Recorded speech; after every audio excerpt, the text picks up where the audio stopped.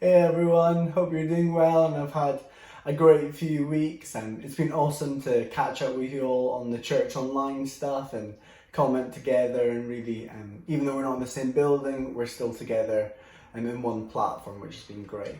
Tonight I thought I'd share a little encouragement from something I've been reading in the Bible. It's in the book of Matthew chapter 11, and it's just the last two verses. I'll read those and then I'll chat a little bit about them. So it says, "Come to me, all you who are weary and burdened, and I will give you rest. Take my yoke upon you and learn from me, for I am gentle and humble in heart, and you will find rest for your souls. For my yoke is easy and my burden is light." Now this, probably that whole chapter is really famous, and at some point or another we've probably all read it and been really impacted by it. But I find that with these famous verses of scripture, it can often be easy that you read them and you're not impacted them because you almost feel a bit numb to them because you've read them, it's all up here, but I started to question whether it was really down here in my heart as well, whether it, just because I know the verse in my head, do I believe that in my heart? So as I was reading it, I was kind of looking for something new and something refreshing and something different to how I'd read it previously. And what I noticed, there was a little reference on the word is light on the last verse when it says, "For my yoke is easy and my burden is light." So when I clicked on that little reference, it told me that the word light there can often be switched out for buoyant. So which really made me think, what does that mean? And what I kind of thought maybe it was trying to tell me was that God's burden isn't light, but it actually keeps us afloat.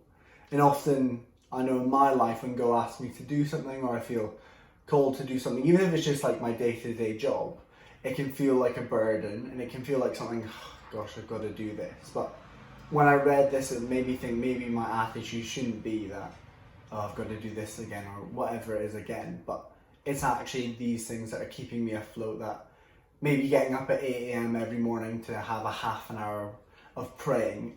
When you're getting up in the morning out of bed, it feels like, oh man, I don't want to do this again. But afterwards, I'm always I can relate to that feeling of it keeping me afloat. It sets me up for the day.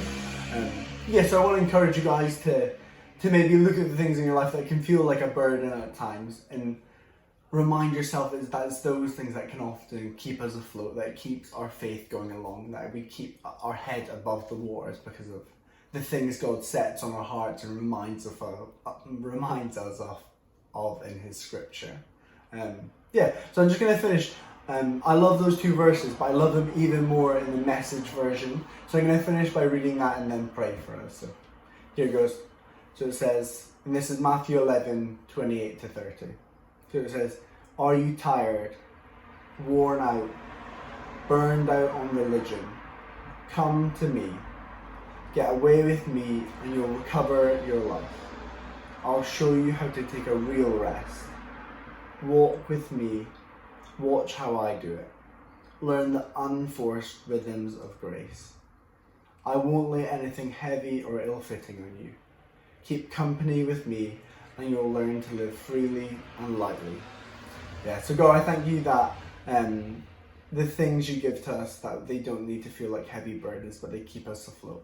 God, I pray that you bless New Life and all those who are watching this devotion, and that we'd really flip our thinking, and that we wouldn't feel weighed down by the things you set on our hearts, but we'd feel kept afloat. See you guys.